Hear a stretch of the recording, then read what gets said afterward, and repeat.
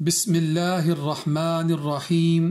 وبائی سازشیں، تاریخ، سیاست اور موجودہ کرونائی حالات، واحد حل رجوع الی اللہ و طلب مغفرت۔ تحریر سید محمد اسماعیل۔ یہ کوئی حیرت کی بات نہیں کہ تاریخ کس طرح دہرائی جا رہی ہوتی ہے۔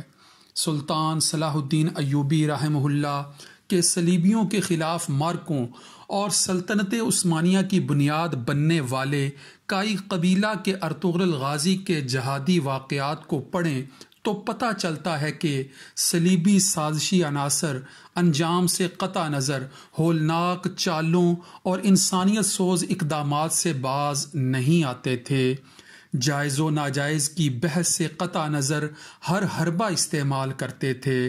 مسلمان علاقوں میں متعدی وبائیں پھیلاتے اور مسلمانوں کے مابین پھوٹ پھیلانے والی سازشوں کو اپنے فدائیوں اور خاص تربیت یافتہ عورتوں کے ذریعے تیز تر کر دیتے تھے۔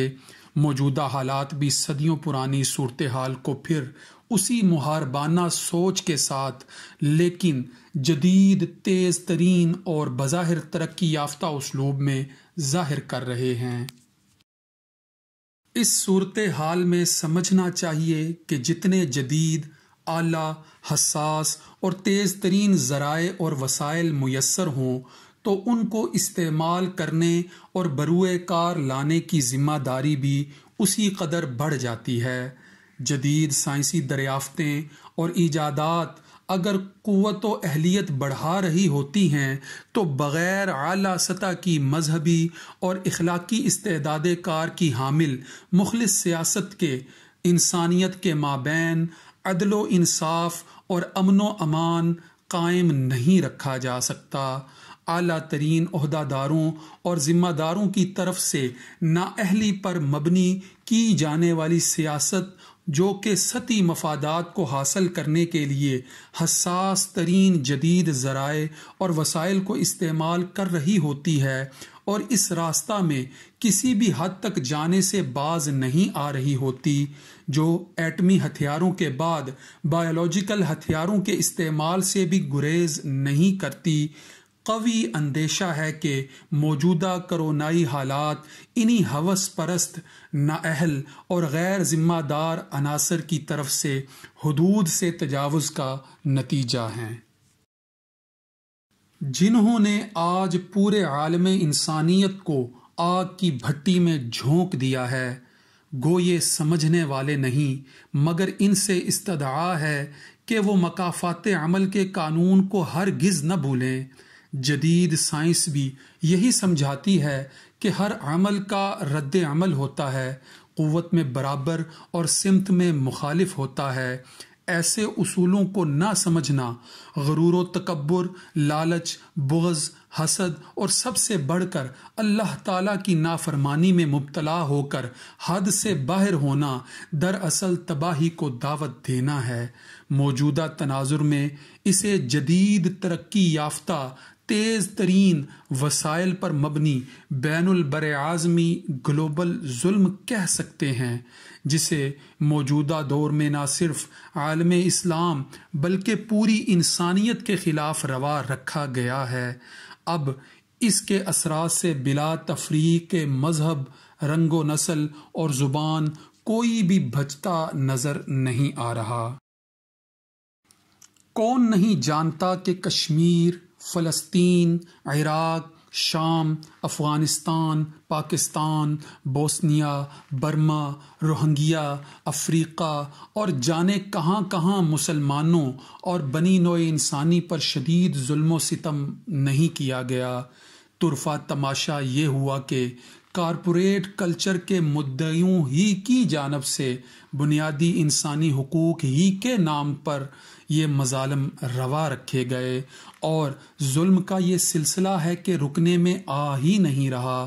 ایک محاذ پر یورش ابھی ختم نہیں ہوتی تو کوئی نیا محاذ کھول دیا جاتا ہے، اور حد تو یہ ہے کہ حالات کی سنگینی کو بالائے طاق رکھتے ہوئے ظلم و سیاست بازیاں موجودہ سخت کرونائی حالات میں بھی رکنے کا نام نہیں لے رہی۔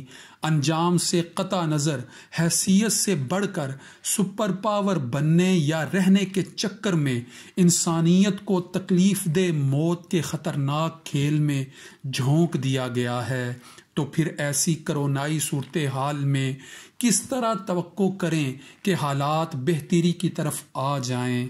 جب قوانین فطرت کے ساتھ چھیڑ چھاڑ ہوگی اور ظلم کا بازار بے پناہ گرم کر دیا جائے گا تو قانون قدرت پھر کیوں کر حرکت میں نہیں آئے گا؟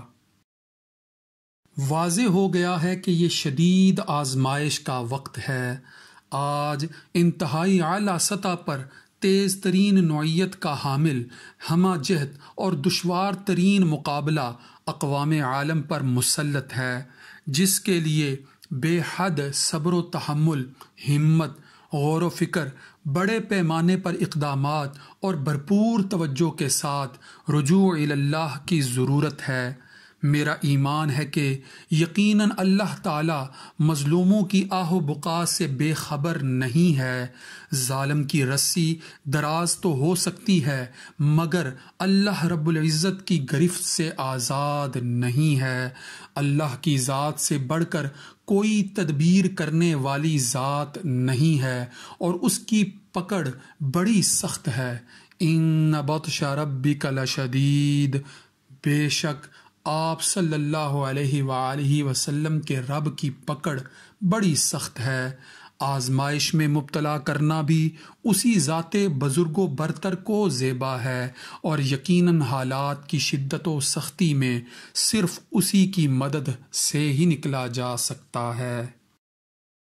فرمان الہی ہے، ان مع العسر یسرا، بے شک ہر تنگی یا مشکل کے ساتھ آسانی ہے، جس کا حصول اس اصول کو عطا کرنے والے کے ساتھ تعلق قائم کر کے ہی ممکن ہے۔